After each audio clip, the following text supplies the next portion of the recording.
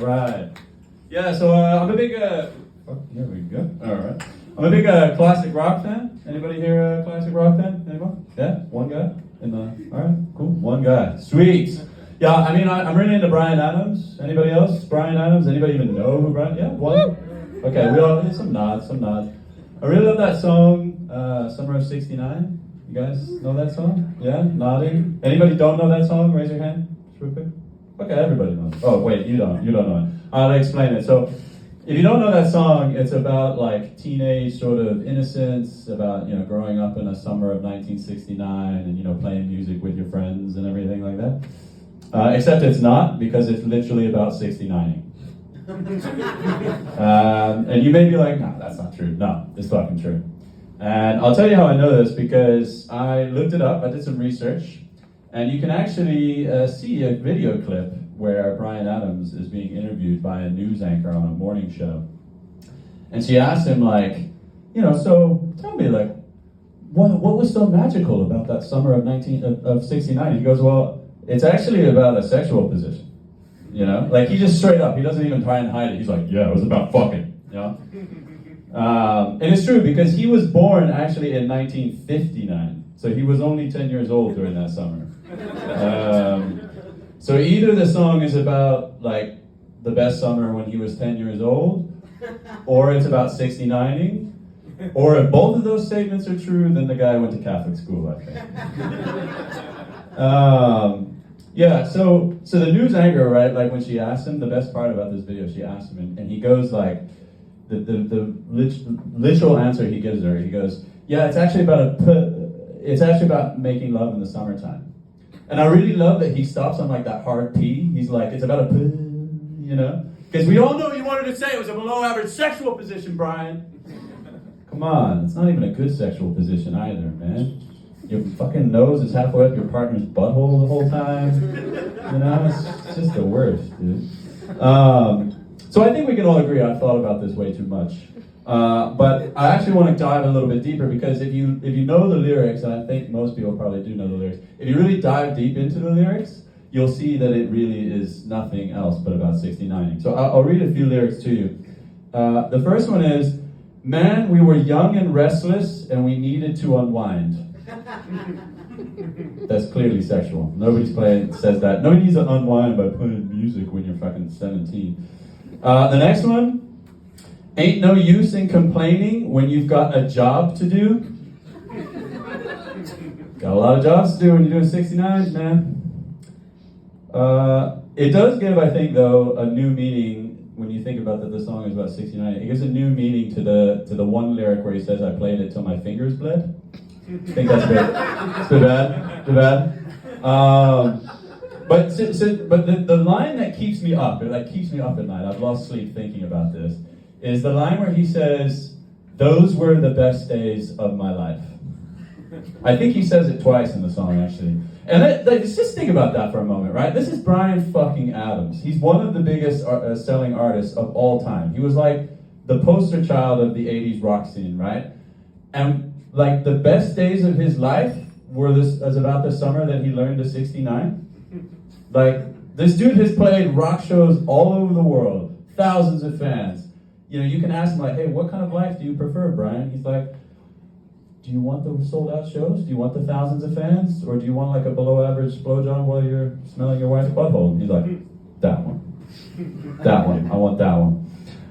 This man, it gets even worse. This dude's won a fucking Grammy. For fuck's sake. He has 2 children, but the best days of his life? 69. 69. Yes. I'm forgetting most of my jokes, so I'm going to read from this piece of paper really quickly. I'm going to wrap up the 69 bit, because I actually think it's really a below average sexual position. Has anybody here done a 69 before? Anybody? Again, the guy who loves rock and roll, probably because he listens to Bryan Adams. Just, come on, you need at least 2 people to do a 69. One person? Yeah, all right, now, yeah, see, you gotta just ask a few times, and the people are like, yeah, okay, I've done it. It sucked, right? Was it fun? Yeah, of course. Oh, okay, well. Fair enough, maybe I was doing it wrong.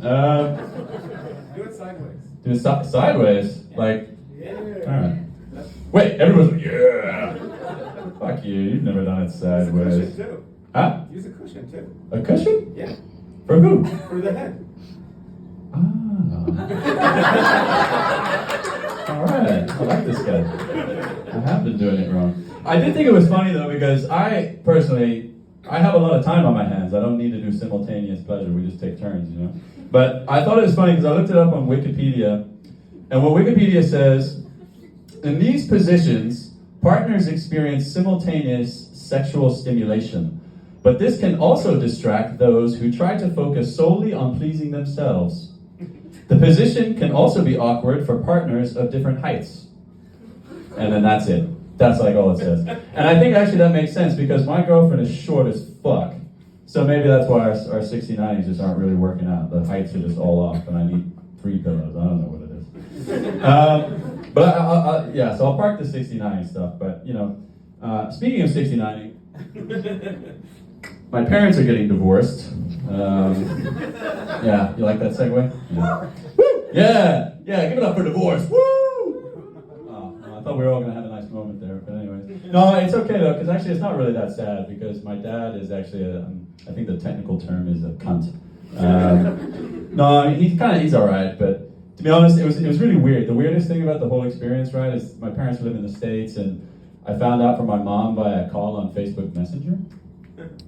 And it's really weird when you have a call where your mom's like, yeah, your dad and I are divorcing after 36 years. He had an affair. He cheated on me.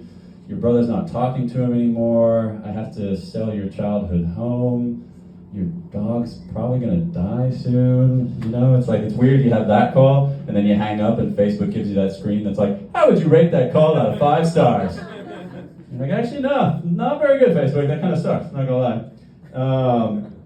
And I actually think, you know, part of it is when you get bad news, it really sucks to get bad news like that. Does anybody react weirdly when you get bad news? No? Yeah? Because like when I got that call, I just realized after 10 minutes, I just been leaning against my kitchen cupboard like this. Just like overcome with the newfound weight of my own existence, like trying to understand, okay, what the fuck is going on? And I started thinking about it, and I think the reason they got divorced is because my dad is the definition of vain. And you may ask, what is the definition of vain, Hayden? Well, Yost, I will tell you, having or showing an excessively high opinion of one's appearance, abilities, or worth. And that's my dad to the letter, because my dad is a collector, right? He collects all sorts of shit over the years. He has a collection of bagpipes and swords. He doesn't know how to play the bagpipes or play with swords. He was the worst fucking dad ever, man. He also has a collection of dental heads, like dental heads for like training dentists. My dad's not a fucking dentist, man. Like, why does he have that shit? He has like 5 of them. So I tell you all of that, so I tell you this part, right? My dad being vain. So my mom, she's like, has this court date. They say like, okay, Steve, my dad, you gotta move out of the house by this day. So my mom goes away for the weekend, leaves him to pack up his shit, right? And my mom's like, just take anything in the house. I don't want any of it. You know, it's all his shit, right? So my mom, she leaves. My dad, what does he take? What does he take? He takes 1 rug, 1 mirror, and 32 photos of himself. Like, not photos of him and his kids. Nope, no, just his face. So the man who had a collection of bagpipes and swords was really only interested in collecting photos of his own face. So that's my dad. But I think actually I'm going to leave you on this thought. I think divorce can be a good thing, right? You know, it just means like a bad marriage is finishing.